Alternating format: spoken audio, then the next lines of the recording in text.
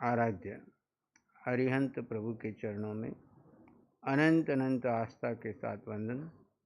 शासनपति श्रमण भगवान महावीर स्वामी के चरणों में अनंत अनंत आस्था के साथ वंदन। जिन शासन देव जिन शासन माता को नमन।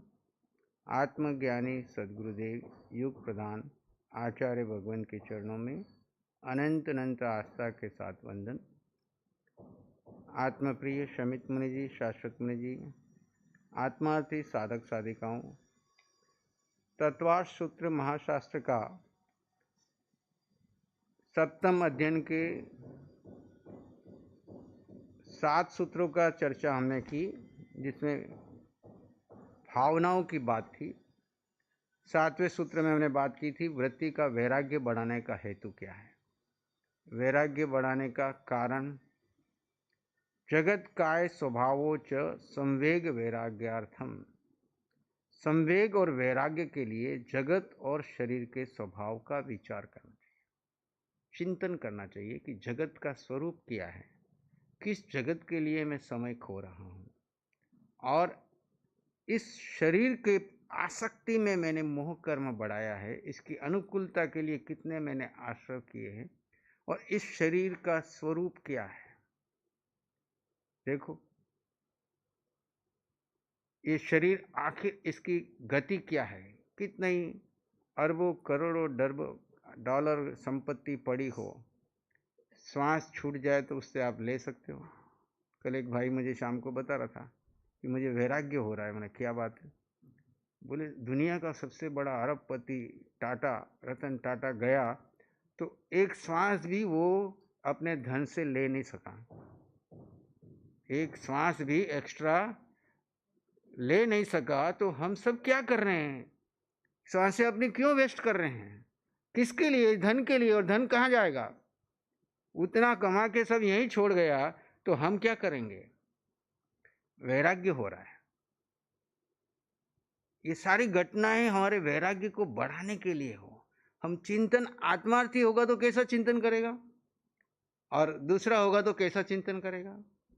आत्मार्थी साधक अंतर्मुखी है, वो चिंतन करता है कि इतने धन के अंबार पड़े हैं। हम सिकंदर की बात तो करते, पर अभी तो वर्तमान में इतना इनके पास सामने है, फिर भी वो एक सांस भी बढ़ा नहीं सकते। एक सांस भी, आयुष आया तो शरीर छोड़ के जाना ही पड़ेगा। और जितना यहाँ पर हमने इकट्ठा किया है वो सब पुद्गल एक भी साथ नहीं जाएगा। साथ गया तो क्या गया?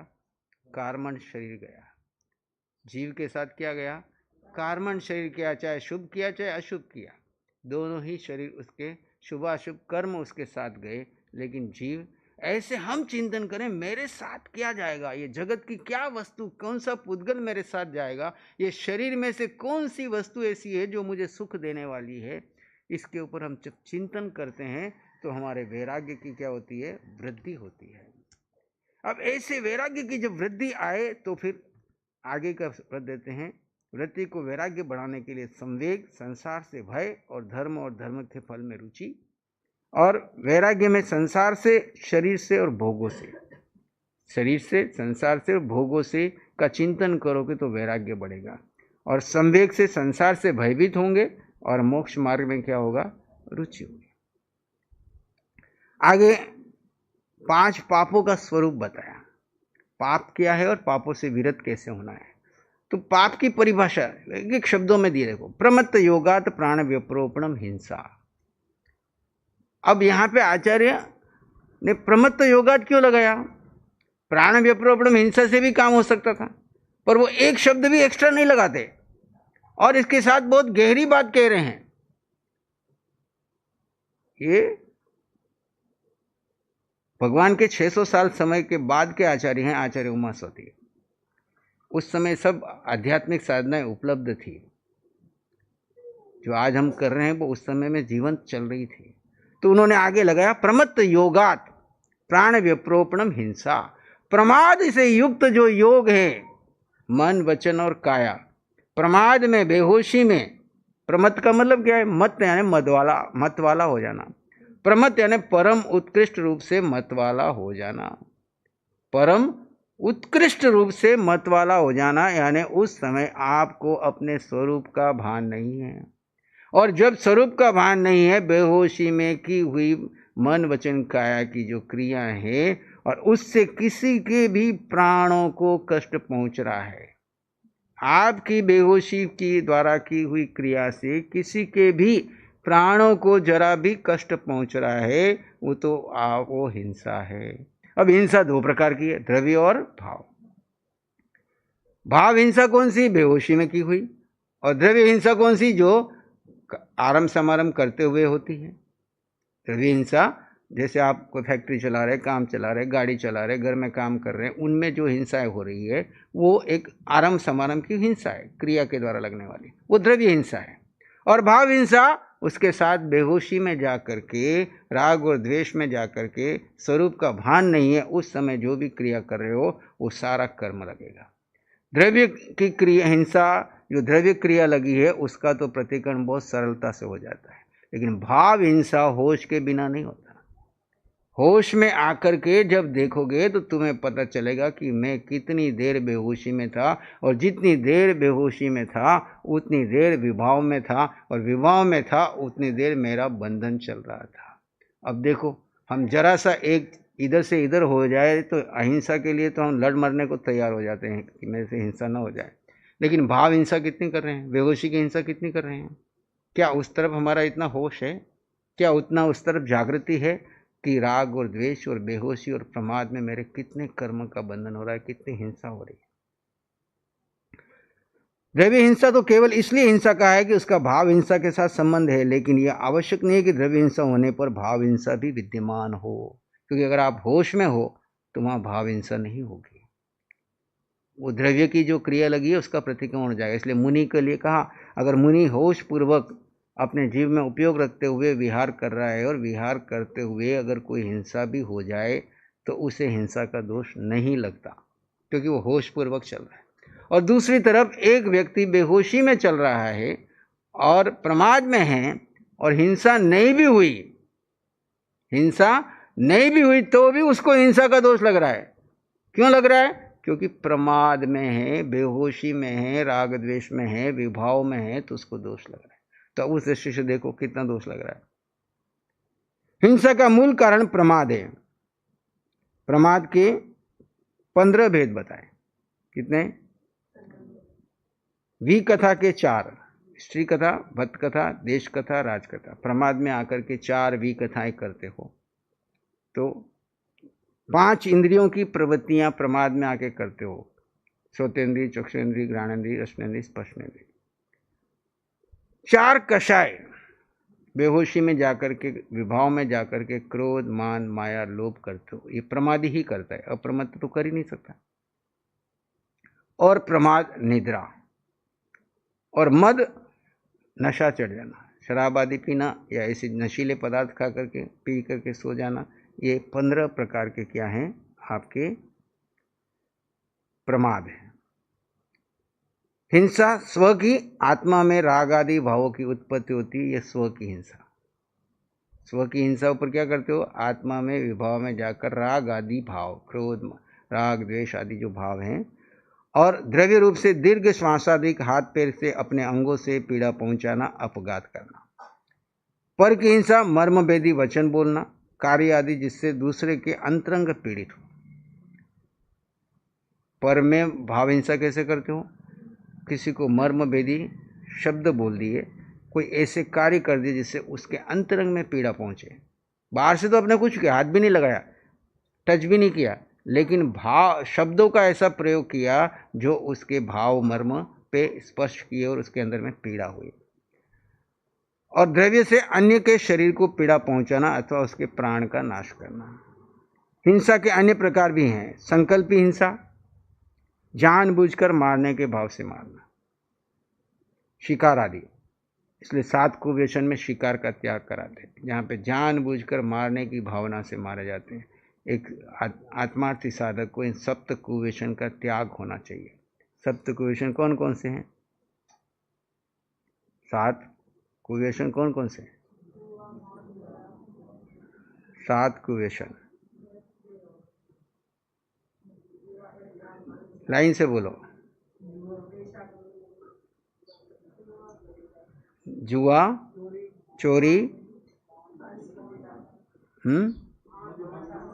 मांस, मदिरा, जुआ, चोरी, परस्त्री गमन, वैश्यागमन, शिकार खेलना, ये आदि 7 जो कुव्यसन हैं, इन 7 व्यसनों से क्या करना है?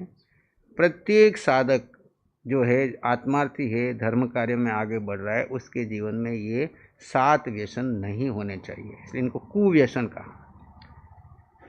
संकल्प हिंसा जानबूझकर माने। आरंभी हिंसा घर संबंधित कार्यों में होने वाली, जो घर के आपके शरीर के कामों में जो होती है, उसको आरंभी हिंसा कहते हैं। औद्योगिक हिंसा कौन सी? व्यापार आदि से संबंधित कार्यों में है, जो व्यापार में आप फैक्ट्री चलाते हो, अन्य चलाते हो, है ना, काम करवाते हो उद्योगों में, वो औद्योगिक हिंसा। विरोधी हिंसा देश, शास्त्र, गुरु आदि की रक्षा संबंधित हिंसा। जैसे कोई आपके ऊपर आक्रमण करते हैं तो आपको उसकी प्रतिरक्षा करना चाहिए। देश के ऊपर जितनी भी रक्षा की फौजें लगी हुई है, किसके लिए लगी हुई है? ये विरोधियों से आपको सुरक्षित करने के लिए लगी है, ताकि कोई विरोधी ऐसा विधर्मी आक्रमण न करे कि देश के अंदर रहने वाले 140 करोड़ लोगों को आर्थिक उद्यान का कारण, दुख का कारण भोगना न पड़े। इसके लिए सरकार चारों तरफ क्या करके आपकी सुरक्षा के कदम करे। तो आपके ऊपर किसी ने आक्रमण किया है तो उसके विरोध में आपको जो जवाब में कार्रवाई करनी पड़ती है, तो वो है आपकी विरोधी हिंसा। विरोधी, औद्योगिक, आरंभिक और संकल्पी, 4 प्रकार की हिंसा है। 15 प्रकार के प्रमाद, 5 इंद्रियां, 4 कषाय, 4 विखता, 5 4 9 4 13, निद्रा और मद, ये 15 प्रकार के प्रमाद है। इन प्रमत्त योगों में आकर के जो भी क्रियाएं करते हैं वो हिंसा में आती है। अब यही प्रमत्त योग ये 5 पापों के साथ लगेगा, सिर्फ एक के लिए नहीं है। आचार्य एक पे लगा के बाकी के साथ में अंडरस्टूड बता देते हैं कि एक ही चीज़ को रिपीट नहीं कर रहे हैं, क्योंकि संक्षेप में इन्होंने पूरी जिनवाणी को देना है। तो प्रमत्त योगाद प्राण व्योप्रम हिंसा। उसी प्रकार 9वां सूत्र है, असद भी दानम अनृतम। असत को स्थापित करना या कहना अनृत है, असत्य है। तो यही वापस आएगा, प्रमत्त योग में होकर के असत्य को स्थापित करना, असत्य बोलना, ये आपका झूठ है। प्रमादवश बोलना असत्य वचन है। असत्य शब्द में सत शब्द है, जिसका एक अर्थ है हित साधक, दूसरा अर्थ है विद्यमान या उपस्थित। असत्य को समझने के लिए दोनों अर्थों को समझना है। जो वचन रूप स्व पर हित साधक हो वह सत्य वचन, और इसके विपरीत यानी अहित साधक हो वह असत्य वचन, मिथ्या वचन या झूठ। इस प्रकार जिस वस्तु में जो गुण हो उस गुण को कहना सत्य वचन है। जो जैसा है वैसा व्यक्त करना सत्य वचन है। सम्यक दर्शन में क्या है? जो जैसा है उसे वैसा ही बताना वो सत्य है। असत्य वचन क्या है? जो जैसा है वैसा न बता करके उसके विपरीत अपनी मन मर्जी से प्रमाद में आकर के उसकी प्ररूपणा करना, ये मिथ्यात्व है। जिस वस्तु को जो गुण हो और उस गुण को कहना सत्य वचन, इसके विपरीत या उस गुण को न कहना असत्य वचन है। जब वचन प्रमादवश बोला जाता है तब उसमें असत्य या अहित विद्यमान है। प्रमाद तो अहित की जड़ है। अहित की जड़ कौन है? प्रमाद।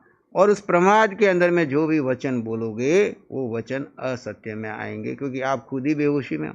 इसीलिए कोई प्रमादी कुछ बोल रहा है तो उसके शब्दों पे विश्वास नहीं करना। और आपने प्रमाद में कुछ बोल दिया है, बेहोशी में कुछ निकल गया है, तो जैसे ही होश आते ही प्रतिक्रमण करो और सामने वाले से क्षमा मांग लो, भाई उस समय मैं बेहोशी में था, विभाव दशा में था, हो गया, उस विषय को वहीं ख़त्म करो, आगे मत बढ़ाओ। क्योंकि होश में होता तो ऐसी बात करता ही नहीं। बेहोशी में चला गया और ये हो गया, तो जैसे ही मुझे होश आया तो पहले तो खुद के अंदर में प्रतिक्रमण करें, खुद की आलोचना करें, और हमारे निमित्त से किसी दूसरे को कष्ट पहुंच गया है, उसके अंदर में गांठ बन गई है, तो उसको खोलो, उसी समय खोल दो। पहले तो अपनी गांठ खोलो, फिर दूसरे से क्षमा मांगो, ताकि वो असत्य की गांठ आगे मिथ्या कषाय में न बने और वेद की परंपरा न बन जाए। प्रमाद तो अहित की जड़ है, इससे प्राणियों को पीड़ा पहुंचती है। बात कितनी भी सच्ची हो या झूठी हो, उससे किसी का दिल दुखता हो यानी कष्ट पीड़ा पहुंचती हो, वो असत्य ही है। जैसे अंधे को अंधा कह दिया बुरा, वो बुरा मान जाए तो कहने वाले को ऐसा कहना असत्य की कोटि में आएगा। जो वचन हिंसा कारक है वो असत्य है। इस कारण यह भी है कि प्रधान व्रत अहिंसा है। सत्य आदि शेष 4 व्रत उसी के पोषण के लिए। मूल व्रत अहिंसा है। अहिंसा आपका स्वभाव है। और इस स्वभाव में रहने के जहाँ कई वचन बाधक बन गए, विभाव में ले जाने के निमित्त बने, ऐसे कोई वचनों का उपयोग मत करो। असत्य क्या है? तो यहाँ नीचे बताया, विद्यमान वस्तु का निषेध करना, अविद्यमान वस्तु का सद्भाव प्रकट करना, विद्यमान वस्तु को अन्य स्वरूप से कहना, गर्हित निंद्य वचन बोलना, दुष्टा व निंदा रूप हास्य, कठोर वचन, मिथ्या दर्शन, मिथ्या श्रद्धांत, प्रलाप रूप शास्त्र विरुद्ध वचन, ये सब गर्हित वचन, निंद्य वचन है। अवध्य पाप संयुक्त वचन, छेदन, भेदन, मारण, शोषण, व्यापार, चोरी आदि के वचन कहना। अप्रिय वचन, अप्रीतिकारक, भयकारक, खेदकारक, वेर, शोक, कलह कारक वचन कहना, ये सारे असत्य वचन में आते हैं। तो इन सब जगहों पे साधक पहले तो मौन ही रहे, और व्यवहार में बोलना है तो सत्य बोले, जो जैसा है वैसी प्रयोग ना करे, है ना, बेहोशी में न जाए, प्रमाद में न जाए, होश पूर्वक कार्य करे। तीसरा इसी प्रकार अदत्ता दानम स्तेयम। देखो छोटी छोटी, कोई पूछे अदत्ता दान किया है तो ये सूत्र वहाँ पे आपके याद में आ जाए, अदत्ता दानम स्तेयम, बिना दी हुई वस्तु को लेना चोरी कर्म है। स्तेन यानी चोरी, है ना, और आगे प्रमाद लगी जाएगा, सबके साथ प्रमाद लगेगा। प्रमाद में हो और बिना दी हुई वस्तु ले रहे हो तो चोरी का कार्य कर रहे हो। बिना दी हुई वस्तु का लेना चोरी है। प्रमादवश या बुरे भाव से जो पराई वस्तु है उसका उपभोग कर लेना चोरी है। यदि बुरे भाव से या प्रमादवश पराई वस्तु का उपभोग करने की प्रवृत्ति की जाती है तो उस प्रवृत्ति के बाद कुछ हाथ लगे या न लगे, चोरी कहलाती है। भले आप उससे ले सको या न ले सको, आपने ली भी नहीं, लेकिन भाव वो थे तो आपके चोरी कर्म लग गया। चोर कई जगह पे कई तरह के प्रयोग करता है, लेकिन हर जगह सक्सेस नहीं होता है, लेकिन उसके भाव वैसे होने से उसके बंधन चल रहे हैं। चोरी के विषय में कहा गया है कि दूसरे की वस्तु जिसका वह उपभोग कर रहा हो या वह हो या करने वाला हो, वह दूसरे को देना भी न चाहता हो तो उसे ग्रहण कर लेने से स्वामी की हानि भी होना संभव है, या स्वामी को कष्ट पीड़ा हो तो वह वस्तु कभी भी छूना नहीं चाहिए। आपको पता है कि ये व्यक्ति उस वस्तु के उपभोग करने वाला है, वो देना नहीं चाहता है, फिर भी आप उसको किसी तरीके से फुसला करके उससे ले लेते हो, तो उसका मन तो नहीं है, उसका मन तो नहीं है, लेकिन आपने उससे किसी तरीके से ले ली है, तो वो उसने अपनी इच्छा से तो नहीं दी, तो अपनी भावना से नहीं देने से वो एक प्रकार का स्तेन ही हुआ, क्योंकि बिना भाव से ली गई उसकी।